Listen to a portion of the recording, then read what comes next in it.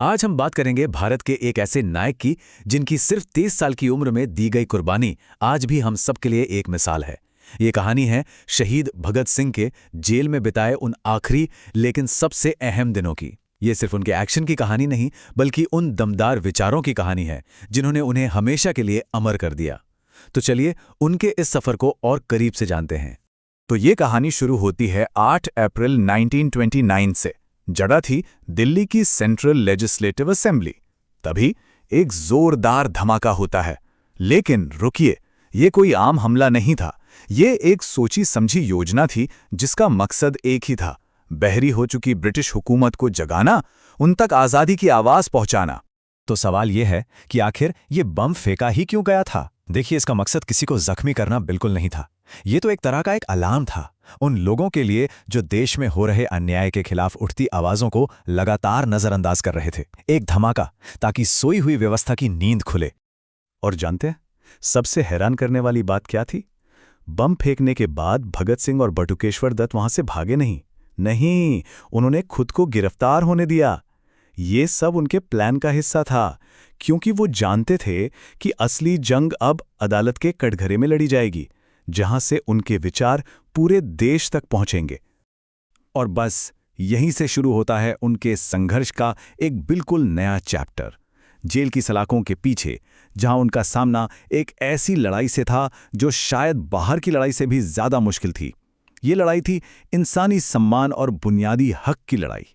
Jail के अंदर का माहौल भेदभाव से भरा पड़ा था। भारतीय और अंग्रेज कैदियों के साथ बर्ताव में जमीन आसमान का फर्क था।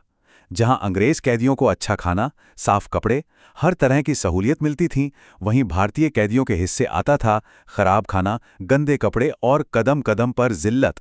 और इन्हीं हालातों ने एक ऐतिहासिक विरोध को जन्म दिया। और वो विरोध था एक ऐसी भूख हड़ताल जिसने ब्रिटिश साम्राज्य की जड़ों को हिला के रख दिया।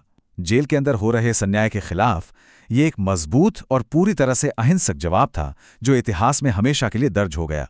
उनकी मांगें क्या थीं? कोई लग्जरी नहीं, बस बुनियादी इंसानी हक।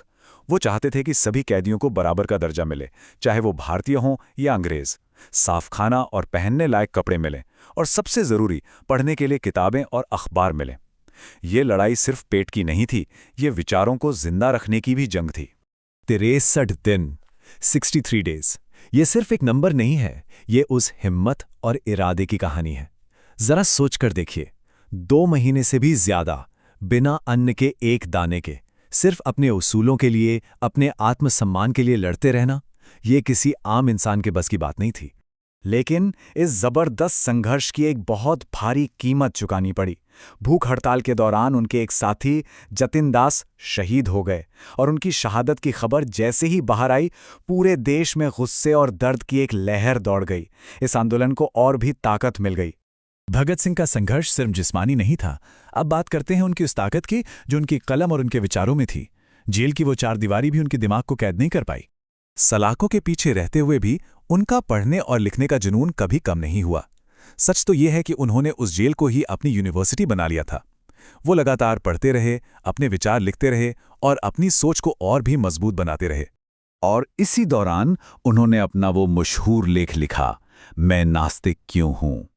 ये सिर्फ एक लेख नहीं है, ये उनकी गहरी सोच, उनके तर्क और उनकी निडरता का एक जीता जागता सबूत है।